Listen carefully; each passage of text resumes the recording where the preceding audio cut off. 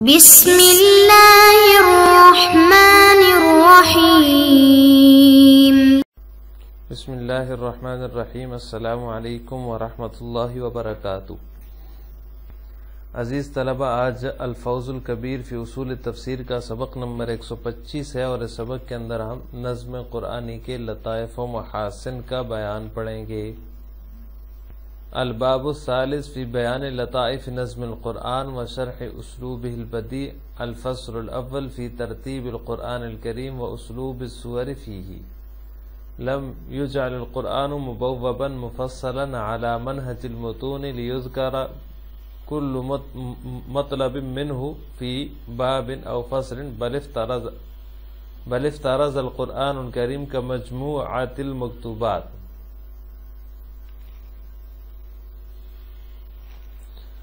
فكما يوجه الملوك إلى رعاياهم حسب مقتضيات الأحوال فرمانا، وبعد زمان يكتبون فرمانا آخر، وهلم جرا حتى تجتمع فرامين كثيرة فيدونها شخص ويجعلها مجموعا مرتبا، كذلك أنزل الملك على الإطلاق جل شانه على نبيه صلى الله عليه وسلم لهداية عباده سورة بعد سورة حسب متطلبات الظروف۔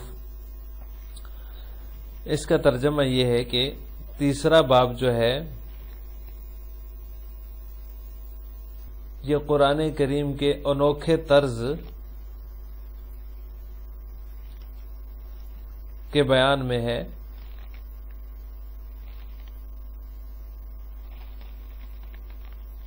وشرح اسلوبہ البدیع۔ الفصل الاول فی ترتیب القرآن الکریم و اسلوب السور فیہ۔ اس میں جو پہلی فصل ہے وہ قرآن کریم کی ترتیب اور اسلوب سور کے بیان میں ہے، صورتوں کے اسلوب کے بیان میں ہے۔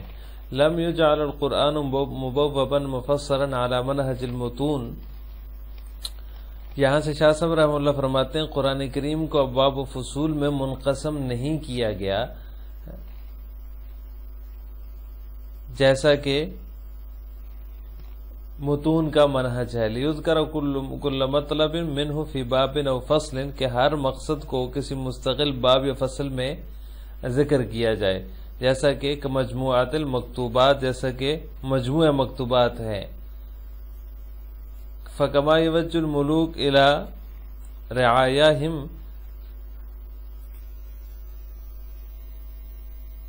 جیسا کہ بادشاہ اپنی رعایا کے نام وقت کی ضرورت کے مطابق ایک فرمان لکھتے ہیں، وَبَعْدَ زَمَانٍ يَكْتُبُونَ فَرْمَانًا آخر، اور کچھ دنوں بعد دوسرا فرمان لکھتے ہیں، وَهَلُمَّ جَرًّا، اور اسی طرح حسب ضرورت لکھتے رہتے ہیں، حتیٰ تجتمع فرامین کثیرہ، یہاں تک کہ بہت سے فرامین اکٹھے ہو جاتے ہیں، فیدونها شخص، یہاں تک کہ ان فرامین کا جو ہے وہ کوئی ان کو مرتب کر لیتا ہے، مدون کر لیتا ہے، مجموعہ مرتب کر لیتا ہے۔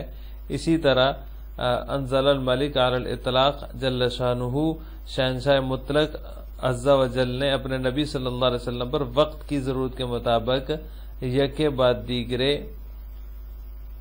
صورتیں جو ہے وہ نازل فرمائیں، حسب متطلبات الظروف، وقت کی ضرورت کے مطابق، ضروریات کے مطابق۔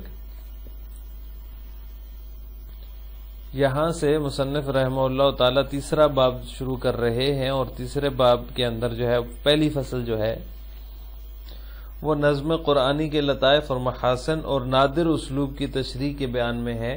تو جو قرآن کا نظم ہے، الفاظ ہیں، وہ جو ہے وہ ان کا ایک نادر اسلوب اختیار کیا گیا ہے، اور جو ہے وہ اس کے اندر کیا کیا لطائف اور محاسن پائے جاتے ہیں، اس کی تشریح کے بیان میں ہے۔ تو آج کے سبق میں ہم اس کی تفصیل پڑھیں گے۔ لم یجعل القرآن مبوبا مفسرا، قرآن کریم کے اساسی علوم جو ہیں وہ 5 ہیں، لیکن ان کے لیے الگ الگ ابواب اور فصلیں قائم کرنے کا کوئی اہتمام نہیں کیا گیا، جیسا کہ مصنف اس عبارت میں فرما رہے ہیں کہ کوئی جو ہے وہ مبوب اور مفصل جو ہے نا، کوئی باب اور کوئی فصل قائم نہیں کی گئی ہے۔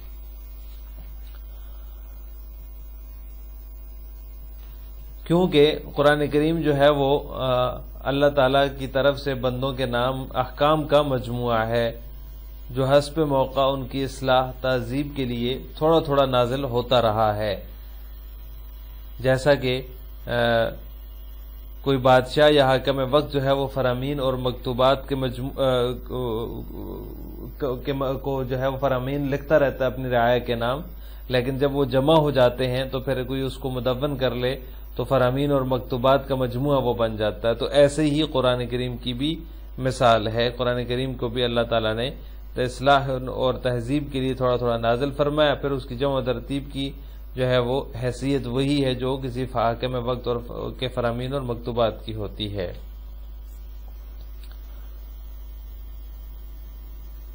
تو قرآن کریم وقتاً فوقتاً جو ہے وہ نازل ہوتا رہا، اور جب جو ہے وہ نازل ہو چکا تو اللہ تعالیٰ نے جو ہے اس کی جو ہے وہ ترتیب اور تدوین کا جو ہے وہ انتظام فرمایا، تو اس طرح جو ہے اس کا نزول مکمل ہو گیا. آگے جو ہے پھر صورتوں اور شاہی مکتوبات جو ہوتے ہیں ان کی جہات مماثلت اور وجہ تشبیہ کو تھوڑے تفصیل سے بیان کیا جائے گا، ذکر کیا جائے گا.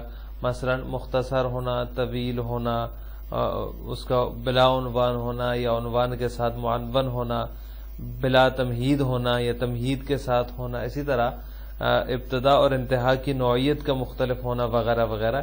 اس کی جو مماثلت ہے، جو جہات مماثلت ہیں، ان کو جو ہے وہ تھوڑا تفصیل سے آگے چل کے بیان کیا جائے گا.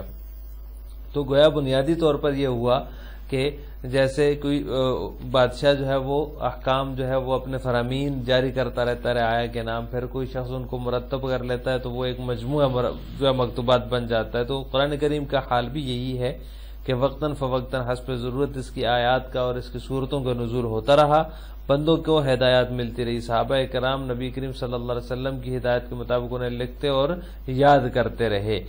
صحابہ کرام کو جیسے نبی علیہ السلام جو ہے وہ ہدایت فرماتے اسی کے مطابق لکھتے اور یاد کرتے رہے. جب نزول مکمل ہوا تو ان سب آیات اور صورتوں کو ایک جو ہے ترتیب کے مطابق یکجا کر دیا گیا، جو کہ موجودہ ترتیب ہمارے سامنے موجود ہے.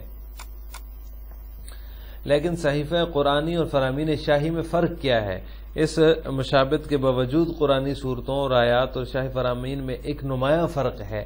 وہ یہ ہے کہ قرآنی آیات اور صورتوں میں مکمل ربط اور نظم پایا جاتا ہے، جبکہ فرامین شاہی کے لیے ایسا ہونا ضروری نہیں ہے.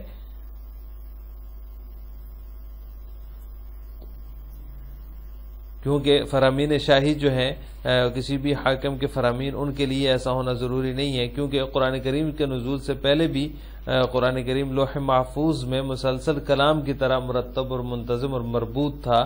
نزول میں اگرچہ یہ ترتیب ملحوظ نہیں تھی کہ جس طرح وہاں لکھا ہوا ہے، جس طرح وہاں محفوظ ہے اسی ترتیب سے نازل نہیں ہوا، لیکن پھر بھی حضور اکرم صلی اللہ علیہ وسلم کو اللہ تعالیٰ کی طرف سے اور صحابہ کرام کو آپ صلی اللہ علیہ وسلم کی طرف سے اصل ترتیب سے بھی مطلع کیا جاتا رہا، اطلاع دی جاتی رہی اس کی. یعنی جو فرامین شاہی ہوتے ہیں وہ تو اس طرح نہیں ہوتے، وہ تو وقتی ہوتے ہیں، مطلب کوئی کسی معاملے میں حکم جاری کر دیا، ایسا نہیں ہے کہ وہ پہلے سے لکھ کر رکھے گئے ہوں. جبکہ قرآن کریم جو ہے وہ پہلے سے لوح محفوظ میں مسلسل کلام کی طرح ایک مرتب اور منظم انداز میں جو ہے وہ لکھا ہوا تھا. ترتیب نزولی اس کی الگ ہے، کیونکہ وہاں جو لکھا وہ اس ترتیب سے نازل نہیں ہوا، لیکن پھر بھی اللہ تعالیٰ جو ہے وہ آپ صلی اللہ علیہ وسلم کو اللہ تعالیٰ نے وحی کے ذریعے اور پھر آپ صلی اللہ علیہ وسلم نے صحابہ کو بتایا کہ اس کی یہ ترتیب ہے. ترتیب نزولی سے ہٹ کر جو ترتیب ہے اس ترتیب کے مطابق اس کو مدون کیا گیا ہے.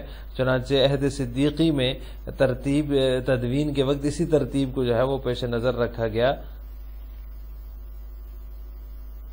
اور وہ جو ہے وہ اسی ترتیب کے مطابق اس کو مدون کیا گیا. تو یہ فرامین شاہی میں اور قرآنی آیات کے اندر، قرآنی صورتوں کے اندر یہ بنیادی اور بہت نمایاں فرق ہے کہ وہ پہلے سے جو ہے وہ لکھے ہوئے مجموعہ ان کو موجود نہیں ہے، بلکہ حسب ضرورت جو ہے وہ ان کا اجرا ہوتا ہے. جبکہ جو قرآن کریم ہے وہ پہلے سے لوح محفوظ کے اندر ایک مرتب اور منظم انداز کے اندر لکھا ہوا موجود ہے، وہاں سے اس کا نزول ہوا ہے. تو آج کے سبق کا خلاصہ یہ ہوا کہ ہم نے نظم قرآنی میں لطائف و محاسن کا ذکر پڑھا ہے۔ آخر میں آپ سے 2 سوال ہیں۔ پہلا سوال یہ کہ علم البدیع کی تعریف کیا ہے؟ علم البدیع یہاں جو شاہ صاحب نے وشرح اسلوب البدیع جو ہے بدیع فرمایا ہے، اس سے یہ مراد لیے کہ علم بدیع وہ علم ہے جس سے کلام کی لفظی اور معنوی خوبیاں معلوم ہو، اس کو علم البدیع کہا جاتا ہے۔ تو قرآن کریم کا اسلوب بدیع اور نظم قرآن کے لطائف کے بیان میں ہے یہ تیسرا باب، تو اس وجہ سے یہاں یہ سوال پوچھا گیا ہے کہ علم البدیع کی تعریف کیا ہے۔ اس کا جواب آپ نے کمنٹ باکس میں دینا ہے۔ نمبر 2، صحیفہ قرآنی اور فرامین شاہی میں فرق واضح کریں، اس کے اندر فرق کیا ہے، اس کا جواب بھی آپ نے اختصار کے ساتھ کمنٹ باکس میں دینا ہے۔ السلام علیکم ورحمۃ اللہ وبرکاتہ۔